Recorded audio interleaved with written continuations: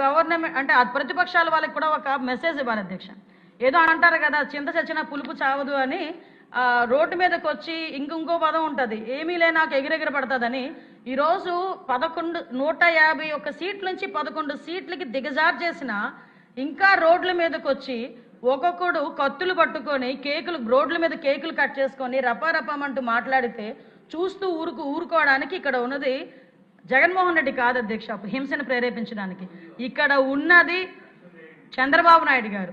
మూగ జీవాల్ని కూడా తలలు నరికి దాంతోనేమో అభిషేకాలు చేస్తాము, మాకు నచ్చినట్టు మేము ఉంటామని చెప్పడానికి ఇది రాజారెడ్డి రాజ్యాంగం కాదు. ఇది గౌరవ ముఖ్యమంత్రి గారు నడిపిస్తున్న అంబేద్కర్ రాజ్యాంగం. తప్పు చేసిన వాడు ఎలాంటి వాడైనా, ఏ పార్టీ వాడైనా, ఎలాంటి సిచ్యువేషన్లో ఉన్నా కూడా వాడికి శిక్ష తప్పదు అని చెప్పడానికి మేము ఇక్కడ నుంచే మెసేజ్ ఇస్తున్నాం అధ్యక్ష. ప్రతి ఒక్కడు కూడా గీత దాటితే కటకటాలే, అంతకు మించి వేరేది ఏమీ లేదు. దానికి సంబంధించి మీరు ఎన్ని మాట్లాడుకున్నా బయట అన్నిటికీ సమాధానం చెప్పడానికి మేము సిద్ధంగా ఉన్నాం.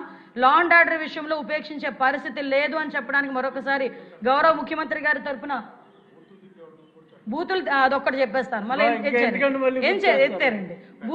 సోషల్ మీడియాకి సంబంధించి కూడా ఒక గ్రూప్ ఆఫ్ మినిస్టర్స్ ఒక మీటింగ్ కూడా ఏర్పాటు చేసుకున్నాం అధ్యక్ష. దాని మీద కూడా అతి త్వరలోనే ఒక మంచి చట్టాన్ని కూడా తీసుకొస్తామని సభకి తెలియజేసుకుంటూ thank you so much sir. జై హింద్.